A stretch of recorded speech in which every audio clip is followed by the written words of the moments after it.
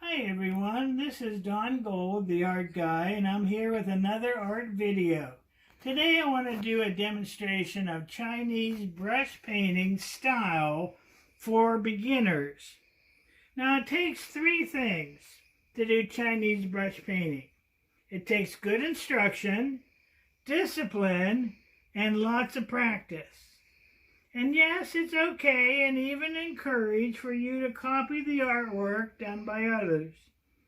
But it's not easy to do. They say that even the masters cannot copy exactly their own artwork. Today I want to show you how to hold the brush in the vertical hold and slanted hold. It may feel awkward at first, but you must not revert back to your pencil grip or you will not be able to do the proper strokes. I want to share some guidelines with you to ensure your success, and we will practice.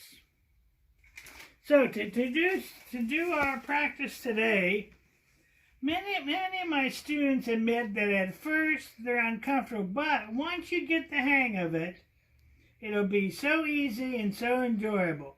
But you only need a few things to get started. One is you can have your favorite set of watercolors, and I have brushes of various sizes. And you can see a good Chinese brush can cost anywhere between $50 and $85. But the brushes that I use, as you can see here, $4, $5, $6. And then we're going to use rice paper.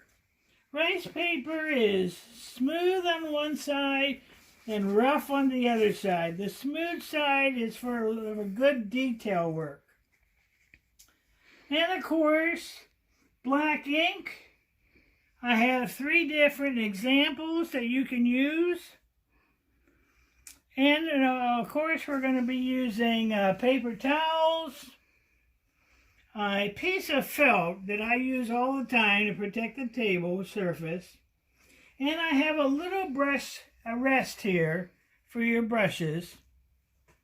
Here's the most important thing. It's the handling the brush. To create expressive brush strokes used for Chinese painting, it's important to be comfortable and to hold the brush correctly.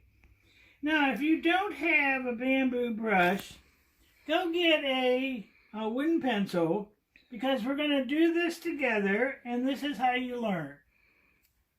You know, the most important hold is the vertical hold. And what I'm going to do is I'm going to demonstrate it here very slowly, and then we'll go from there. You want to hold the brush perpendicular to the paper. This is awkward.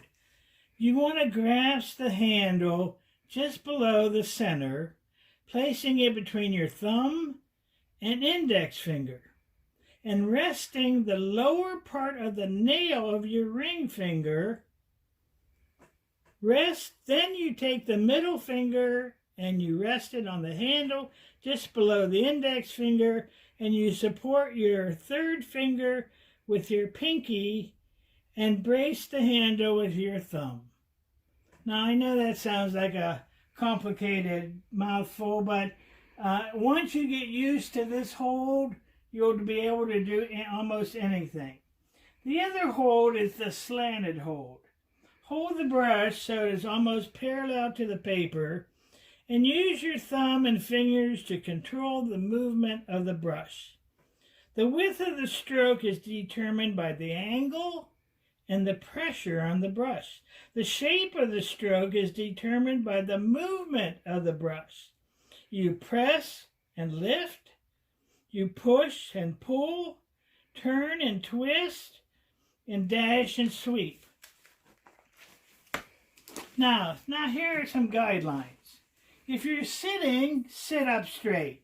But I paint standing up so that my arm has a full movement. Practice the various strokes holding the brush in the vertical or slanted positions as needed.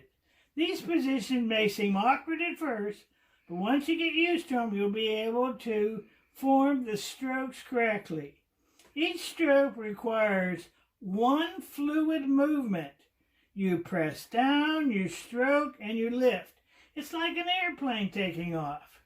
What you don't want you to do is to snap your wrist, and you'll see I'll demonstrate that. You should be either pulling or pushing your brush. Use your second finger to pull and your third finger to push. Hold the brush gently, letting it caress the paper. Pressing too hard emits too much paint or ink and makes it difficult to control. Practice applying only the slightest pressure to affect the shape and the width of your brush stroke. Use vertical strokes for outlines and brushes and clothing and other detail lines, and use a slanted stroke to paint large areas, broad shapes, and washes. You know, there's nothing more important than painting bamboo leaves. It is one of the most important expressive brush strokes that you can learn as a beginner. Now, with this stroke, you can paint elegant bamboo leaves, but related strokes, you can also paint birds, insects, mushrooms, and even people. The bamboo leaf, what we're going to do now is we're going to use our brush stroke practice paper, and at home you can use, if you don't have that, at home you can use newsprint. But at this early stage, please do not use your expensive rice paper, and I'll show you why in a second.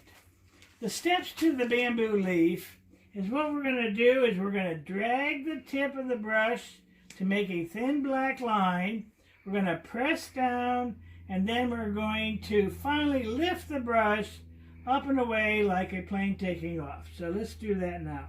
Take a little bit. Now I'm using for the practice paper only water, but you could be using either watercolors or ink. So what we're going to do is we're going to drag the line, press down, and lift. Drag the line, press down, and lift. So you can have, if you have less pressure, you have a skinny leaf. If you have more pressure, then you have a fatter leaf.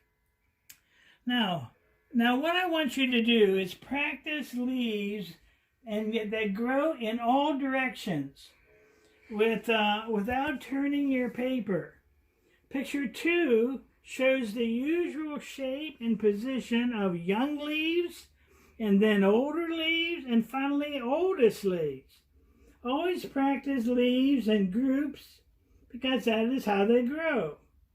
In picture number 3, we talk about overlapping leaves are more beautiful than single groups.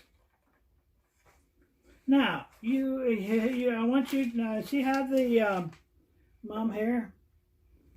See how the practice paper, I did the leaves, and now it has evaporated so that you can continually use them.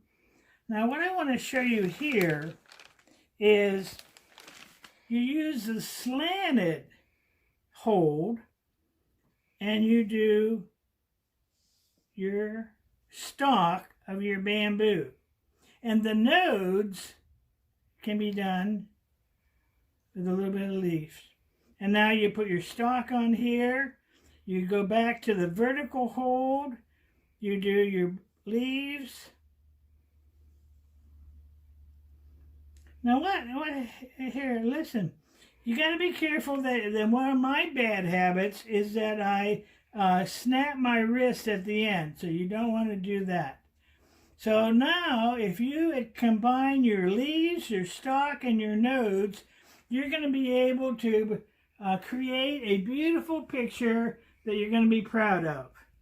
This concludes our art video today. See you next time.